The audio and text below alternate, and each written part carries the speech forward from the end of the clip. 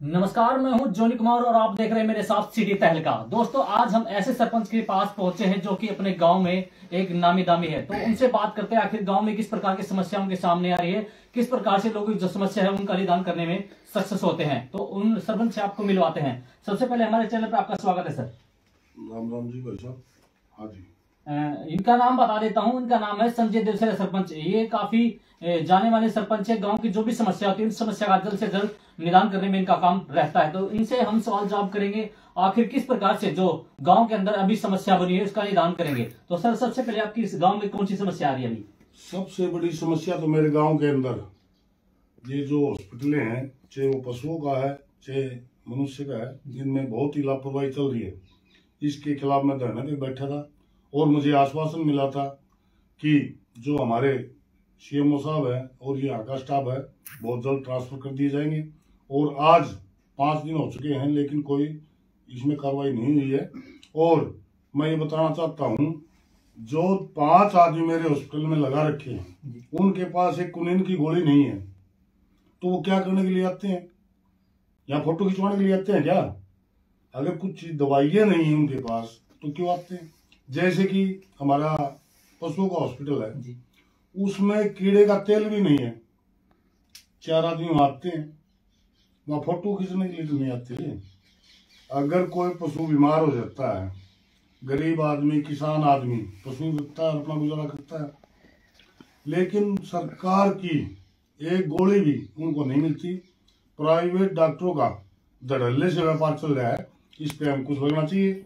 मैं शासन और प्रशासन से मांग करता हूँ, इनमें जल्द से जल्द दवाइयां मुहैया कराया जाए और अच्छे डॉक्टरों की टीम देवसर के अंदर मुहैया कराया जाए। ये मेरी एक ही मांग है। आपने इसके बारे में कहीं जो उच्च अधिकारी हैं उनसे बात नहीं की? मैंने उच्च अधिकारी से बात की, सीएमओ साहब से की। जो डेंगू का मामला था, मलेरिया का मामला था, तो उन्होंने बात करने में जो है भद्र भाषा का प्रयोग किया था, इसलिए तो मैं धरने बैठा था। सभी को पता है, मैं ये चाहता था कि हर एक गरीब आदमी को स्वास्थ्य की सेवाएं मिले। इस पर्पज से मैं बैठा था, लेकिन अभी तक जो व्यवस्था उनकी नहीं हो रही। देखिए, गांव के अंदर और भी समस्याएं बताई जा रही, तो और क्या क्या समस्याएं सामने फेस करने लगी? मेरे गांव के अंदर आबादी करीब 14,000 है, बड़ा गांव है।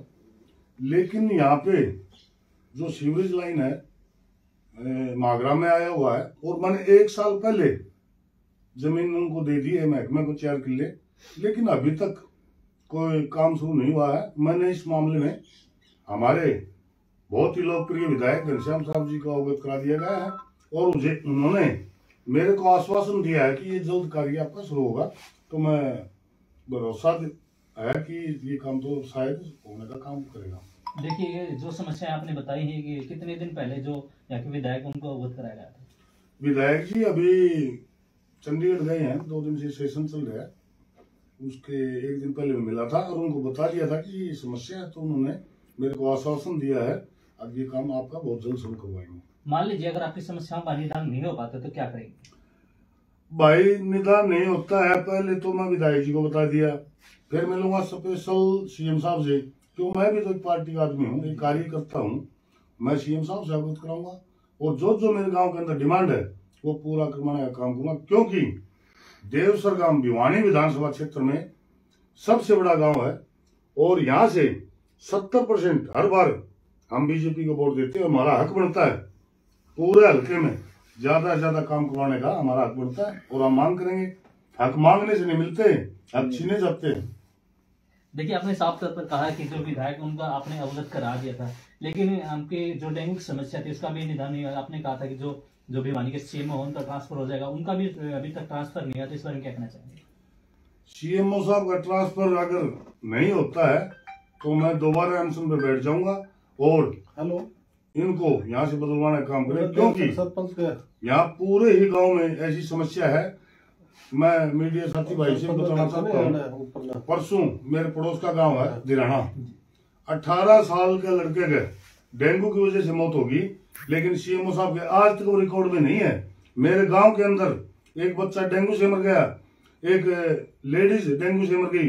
ये गंभीर ही नहीं है, लेकिन ये गंभीर मामले को उठाने के लिए मैं आगे आया हूँ और ये मुद्दे उठाऊंगा। और जो सीएमओ साहब का तो कहना है कि वो जो बच्चा आपके गांव में रहा था वो डेंगू से नहीं किसी और बीमारी से मतलब। सीएमओ साहब के पास रिकॉर्ड है क्या? उनको ये पता है कहाँ एडमिट था, कहाँ रिकॉर्ड में उसको टेस्ट ही नहीं ली? किसने टेस्ट लिया? मेरे को दिखाए सीएमओ साहब। ऐसे दफ्तर में बैठने के लिए नहीं है। धरातल की जो रिपोर्ट है ये तो कह रहे 6 डेंगू के मरीज आपके गाँव में। मेरे गांव में घर घर जाके पूछो ना कितने डेंगू के मरीज हैं। वहां भिवानी हॉस्पिटल बैठ जाते हैं भाई 6 डेंगू के मरीज हैं। वो तो गांव वालों को पता है। अगर गांव में आके सीएमओ साहब खुद तसल्ली करें तो उनको पता लग जाएगा डेंगू के कितने मरीज हैं, मलेरिया कितने मरीज हैं और प्लेटलेट जो घटी है वो कितने मरीज हैं। देखिए उनके द्वारा तो ये कहा गया था कि गांव के अंदर जो उनकी टीम है वो आई है समय समय पर सर्वे कर रही है, तो उनके द्वारा तो लगातार 6-7 केस बताए जाते हैं, लेकिन आप ज्यादा बताए क्या क्या मामला है? मैं सीएमओ साहब से एक बात पूछना चाहता हूँ। उनके पास बीपी नापने के लिए मशीन नहीं है, शुगर नापने के लिए मशीन नहीं है। वो क्या चेक करेंगे? क्या चेक करेंगे वो और क्या रिपोर्ट देंगे? वो तो ये बोलेंगे हम कर दिया जी। क्या कर दिया भाई? जिसके पास हथियार नहीं होगा तो काम कैसे करेगा? ये तो एक अखबारों में छपवाने वाली बात है। आगे जी हमारा पूरा गांव की सर्वे करा दी, ये करा दिया, वो करा दिया। धरातल पे ऐसा कुछ काम नहीं है। डॉक्टरों की टीम आई लेकिन उनके पास कोई दवाई नहीं, कोई सैंपल लेने के लिए नहीं, बीपी चेक करने के लिए नहीं, शुगर चेक करने की मशीनें नहीं है। तो ऐसे तो आप पूरा गांव में घूमते हो, क्या है इसमें? तो ऐसे में जो तमाम जो समस्याएं बनी आपके गांव में, तो इसके बारे में आपने जो विधायक घनश्याम साहब को उनका अवगत कराया तो उन्होंने आपको क्या कहा, क्या आश्वासन दिया? उन्होंने मेरे को आश्वासन दिया था कि पूरा स्टाफ आपका चेंज होगा, सीएमओ साहब चेंज होंगे। और मैंने ये रिपोर्ट हमारे जो मंत्री हैं आरती राव जी उनके पास ही भेज दी है। और मैं सोमवार या मंगलवार को मंत्री एचएम साहब से मिलूंगा और इस बारे में पूरी चर्चा करके इसका निदान चाहूंगा। तो आश्वासन कितने दिन का दिया था जो घनश्याम सराफ जी आपके पास आए थे, कितने दिन का आश्वासन दिया था? आश्वासन मेरे को तो ये बोला था जल्द से जल्द ये कार्य हो जाएगा। तो अभी तक तो हुआ नहीं है, लेकिन मुझे विश्वास है 1-2 दिन के अंदर ही होना चाहिए। नहीं तो मैं चंडीगढ़ जाके एचएम साहब से बैठ के मीटिंग करके इसको कराने का काम करूंगा। अगर फिर भी नहीं होता है तो मैं ये भूल जाऊंगा कि मैं बीजेपी का सिपाही हूँ। मैं दोबारा अनशन में बैठ के और ये कार्रवाई जो मेरी मांग है इसको पूरा करूंगा। देखिए गांव के अंदर एक सीवर की समस्या भी बताई जा रही थी, क्या उस समस्या का भी अभी तक निदान हुआ? समस्या का निदान तो जो हमारे मंत्री जी हैं, मैं बताने लग रहा हूँ आपको। सोमवार को मंत्री जी से मिले थे, इसके बारे में विधायक जी की नॉलेज में आ गया है।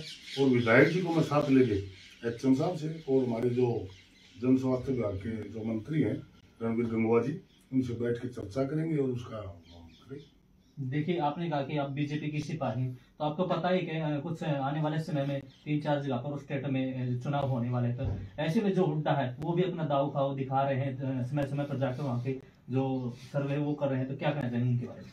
झारखंड और महाराष्ट्र में बीजेपी की फुल बहुमत से सरकार बनने जा रही है। हुड्डा जी का तो आपने हरियाणा में देख लिया, बापू बेटे की पार्टी है। इससे अलग 4 कांग्रेस और है, जैसे रणदीप सुरजेवाला है, शैलजा जी हैं। तो ये कांग्रेस का तो कोई नाम निशान नहीं है। तो आप ऐसे कैसे कह सकते हो कि 4 कांग्रेस और हैं, इनका अलग अलग कैसे? आपको पता नहीं है क्या? रणदीप सुरजेवाला अलग गीत गा रहे हैं, शैलजा अलग गीत गाने लग रही है और जेपी जो हमारे सांसद साहब हैं वो अलग गीत गाने लग रहे हैं। आपको बताने की जरूरत नहीं मेरे को, हरियाणा जानता है। हरियाणा के अंदर कांग्रेस पार्टी नाम की कोई चीज नहीं है। ये सिर्फ ओनली और बापू बेटे की पार्टी है और बापू बेटे की पार्टी है, इसका खामियाजा हरियाणा के अंदर अभी भुगते हैं। क्या आपको लगता है कि जो बीजेपी अपने दाव खाव वहाँ भी जमा पाई झारखंड और जो जहाँ पर चुनाव होने वाले हैं?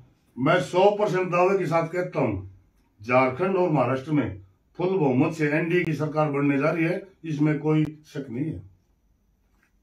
तो गांव की समस्या आपने पूरी तरह से बता दी, तो आने वाले समय में जो भी समस्या होगा और उनका जल्द से जल्द निदान नहीं हो पाया तो आगे आने वाले समय में आप क्या करेंगे? भाई साहब मैं गांव में चौकीदार क्यों ना रखा हूँ, चौकीदारा कर रहा हूँ 24 आवर ड्यूटी। जो भी समस्या होगी उसको उठा के लागू करवाने काम करने का मेरा फर्ज है और मैं जो भी मांग गाँव की है उसके लिए मैं तैयार और मनवा के रहूंगा। आम जनता से आपके गांव वाले से क्या अपील करना चाहेंगे, साफ सफाई को लेकर क्या संदेश देना चाहेंगे? मैं गांव वालों से एक ही अपील करना चाहता हूँ, स्वच्छ भारत स्वच्छ देश। दूसरा मैं अपने जो बच्चों को एक संदेश देना चाहता हूँ, फिजूल के काम छोड़ के पढ़ाई में ध्यान दें और इससे गांव का विकास होगा, क्योंकि वो कल का भविष्य है। और खिलाड़ियों को, मेरे गांव के अंदर राष्ट्रीय अंतर्राष्ट्रीय बहुत खिलाड़ी निकलते हैं। यहाँ एक बड़ा कारखाना है खिलाड़ियों का, जो ओलंपियन भी हैं। तो मैं सभी खिलाड़ियों को ये संदेश देना चाहता हूं कि बुराइयों से दूर रह के अपनी प्रैक्टिस में ध्यान दें और गांव का नाम रोशन करें। और ग्राम पंचायत और सरकार उनके लिए 24 घंटे तैयार खड़ी है। जो भी समस्या है खिलाड़ी को, पढ़ने वाले बच्चे को, पंचायत के पास स्पेशल फंड है। हमें कोई कोताही, हमारी पंचायत लबालब भरी से कोई कमी नहीं है खिलाड़ी और पढ़ने वाले बच्चों के लिए और गांव की विकास के लिए। देखिए हमारे साथ थे संजय जैसे सरपंच, ये गांव के एक माने हुए सरपंच है, क्योंकि इनको दबंग के नाम से जाना जाता है, क्योंकि अपनी बात कहने में किसी प्रकार की हिचकिचाहट नहीं रखते। तो आप हमारे साथ बने रहिए और देखते रहिए सिटी हरियाणा में। जॉनी कुमार, कैमरामैन नवीन के साथ।